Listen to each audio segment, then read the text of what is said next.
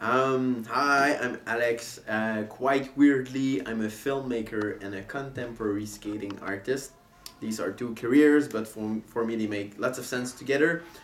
Um, I'm also a Cineforum guy. I discovered the Cineforum in 2004. At the time, I was not a filmmaker yet, I was not a skating artist yet, I was a figure skater because this is what I did most of my life. I trained up to the international level during 15 years in competitions and everything. And when I came to Toronto, I was touring with Disney on Ice. I was trying to make a bit of money with that skill for the first time in my life. Um, in figure skating, you don't have much choices for a career. Either you go in adult extravaganza on ice, which means you show your ass and kick your legs up, or you go do on ice stories where you entertain children and give life to American mythology. And I thought that that was better taste than putting sparkly costumes on. So I was in Disney on Ice.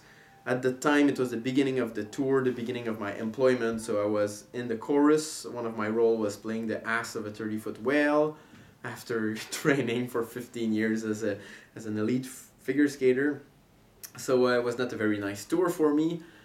When I came in Toronto, I just walked around the streets and I don't understand how people can miss them. Those black and white flyers are everywhere. Salvador Dali Hallucinatory Film Festival, the Sex and Violence Cartoon Festivals, the Wizard of Oz, on the Pink Floyd music. I was like, I don't care what's playing tonight. I'm going to 463 Batters and I don't care what it is or what's playing. I want to see this place. I just don't understand how Torontonians can miss it. So I came here. It was a bit weird, that corridor, that kitchen at the end. I was welcomed by a big old guy thrown into the cinema. I didn't know what was playing, so I watched. My first film here was The Wizard of Oz on the soundtrack of Pink Floyd. I didn't like it that much, but I felt that this place was special. So then after I was invited to the kitchen, which was appropriately renamed Hell's Kitchen recently. And this is where I met all the Cineforum guys and Reg. And we talked about, I don't know, like from beer to politics probably, something like that. Passing by philosophy and life and whatever. And I had a very nice room in a super luxurious hotel as a cast member of Disney on Ice, but I hate hotels, so I spent most of my time here during my 2 week stay in Toronto. I spent Christmas here because the kind of corporate Christmas party they were offering us is not my kind of thing, and just felt that kind of artistic community slash family thing here. And every time the Disney on Ice tour stopped in a city not too far, and not too far I mean like Buffalo or London, while I took a bus and came and spent my days of break here and found the place more and more interesting and inspiring. And after the tour, I came to live here for a few months. And at the time, I was thinking of going towards cinema after skating. So I read books, I watched films, I talked with people here who are all cultivated, interesting people. I talked with Regula, who is a walking encyclopedia and a great teacher, and learned more about filmmaking, and eventually like joined all that experience with what I learned in school, because I did learn some things in school.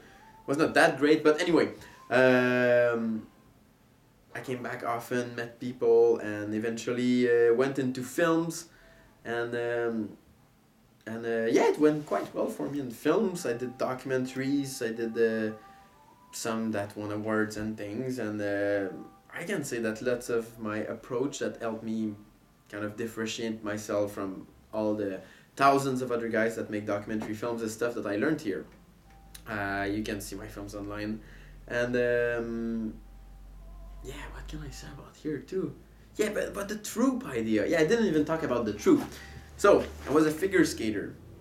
Then I was a professional entertainer on ice and Disney on Ice, and I was not satisfied with that.